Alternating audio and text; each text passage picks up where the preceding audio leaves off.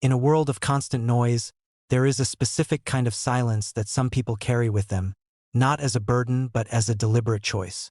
You see them in coffee shops alone, walking through parks without a phone in their hand, or leaving the office the moment the clock strikes 5, bypassing the happy hours and the small talk.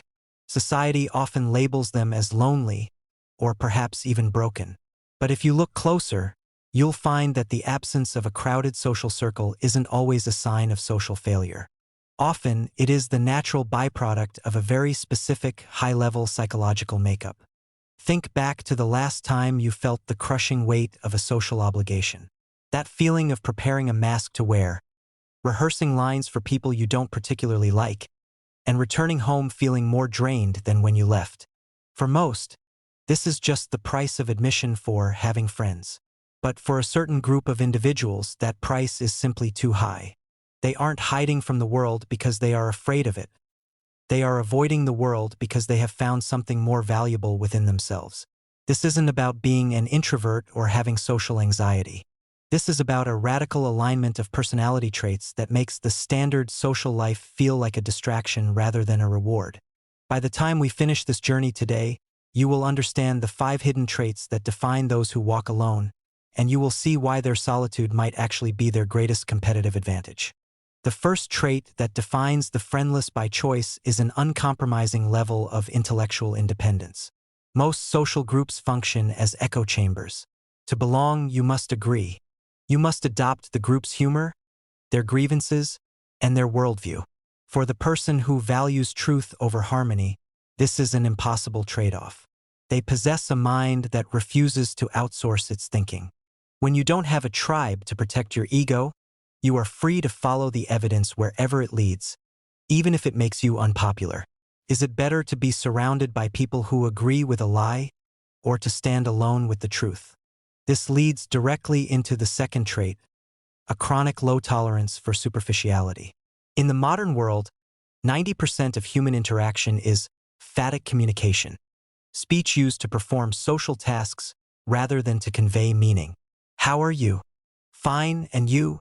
This is the currency of friendship, but for the solitary individual, this currency is worthless. They crave depth or they crave nothing at all. They would rather spend 6 hours reading a dense philosophy book than 60 minutes engaging in gossip. They aren't bad at small talk. They are bored by it to the point of physical exhaustion.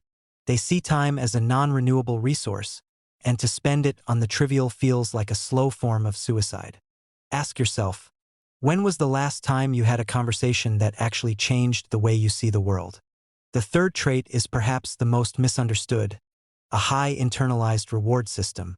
Most people are extra victims of their social environment. They need external validation to feel successful.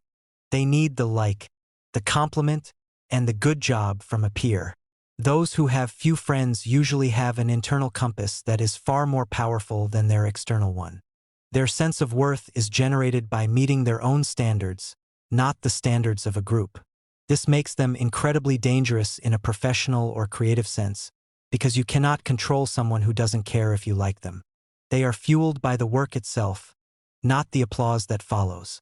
But there is a darker, more complex side to this. The fourth trait is an hyper-awareness of human patterns. Solitary people are often observers by nature. Because they spend so much time on the periphery, they see the games people play with startling clarity. They see the subtle power struggles, the hidden envies, and the masks that people wear. Once you see the code behind social interaction, it becomes very difficult to participate in it with a straight face. It's like watching a magic trick once you already know how the illusion works. The wonder is gone.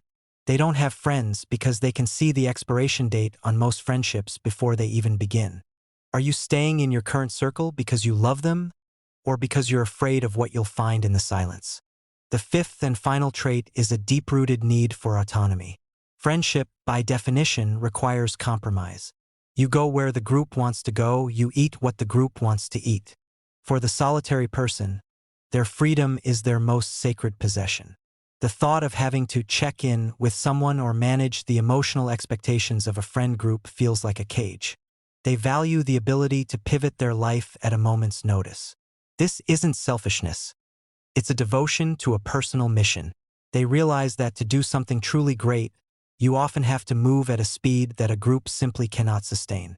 We have been conditioned to believe that more is always better. More followers, more friends, more connections. But there is a profound power in less. We need to shift our mindset from seeing solitude as a lack and start seeing it as a filter. When you stop trying to fill the gaps in your life with people who don't resonate with your soul, you create the space for true greatness to emerge. The person who can sit in a room alone for an hour without distraction is a person who has conquered the world. True discipline isn't just about waking up early or working hard. It's about having the courage to be misunderstood. It's about being okay with the fact that your contact list is short, but your sense of purpose is long. If you find yourself with fewer friends as you grow, it might not be because you're losing your social skills. It might be because you're finally finding yourself. The path to the next level is rarely a crowded highway. It is usually a narrow trail, and most people will turn back when the terrain gets difficult. If you are walking that trail alone right now, do not look back. The view from the top is only accessible to those who weren't afraid to make the climb without a crowd. If this resonated with you, it's likely because you are currently undergoing a transformation that most people will never understand. You are moving from a life of belonging to a life of becoming. If you want to continue this journey of high-level self-mastery, consider subscribing and joining this community of thinkers. Leave a comment below with the word alone if you've realized that your solitude is your strength. It's time to stop apologizing for the space you take up in the world, even if you're taking it up by yourself.